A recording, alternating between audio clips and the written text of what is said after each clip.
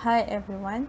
Our group will present the NMR spectroscopy technique in industry, which is analysis of perfume by proton NMR.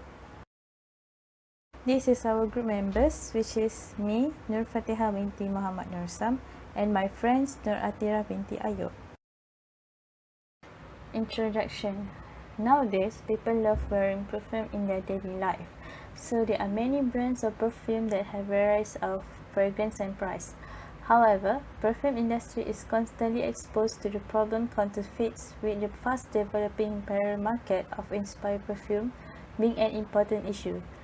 Hence, NMR is used as a proven tool for the analysis of complex mixtures, identifying all constituent entities in a single analysis. The technique has now been used for the first time to discriminate between unique and counterfeit perfumes. UMZ Bioline Manufacturer is one of the best OEM cosmetic manufacturer Malaysia company because they are very strict in ensuring the quality of their product.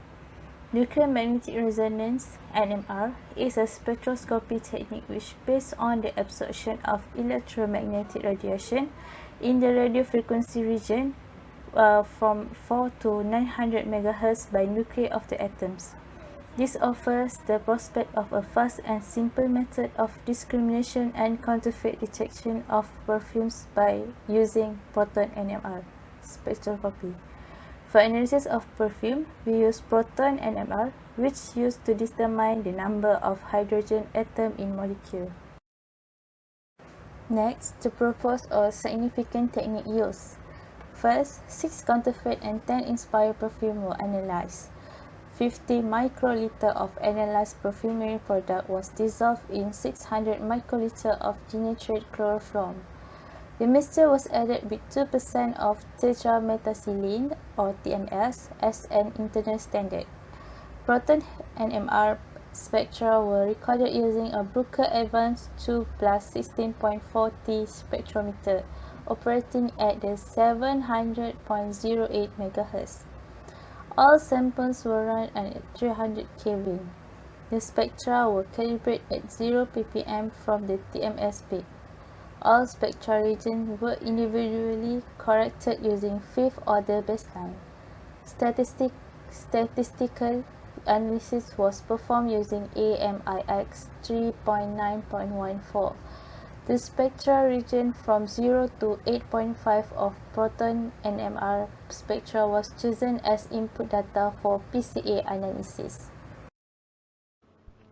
Okay, now we will move to the benefits of NMR spectroscopy technique. Number 1. NMR lets the user view molecular dynamics in a liquid or solid state while leaving the samples intact for future observation and testing. Number 2. Users of NMR spectroscopy don't need to go through major preparation processes before viewing the samples. Number 3. NMR allows users to obtain rich structural information from the vibrations of the molecule in their natural environment while they're still intact. Number 4.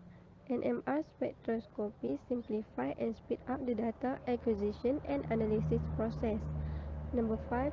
Users can use the established libraries of NMR spectroscopy to identify molecules. Okay, next is about how it works. When molecules are placed in a strong magnetic field, the nuclei of some atoms will begin to behave like small magnets. If a broad spectrum of radio frequency waves are applied to the sample, the nuclei begin to resonate at their own specific frequencies. The resonant frequencies of the nuclei are then measured and converted into an NMR spectrum that displays all of the right frequencies as peaks on a graph. The height of each peak represents the number of nuclei that resonate at each specific frequency. This is known as the intensity of signal. The more resonating nuclei, the higher the intensity.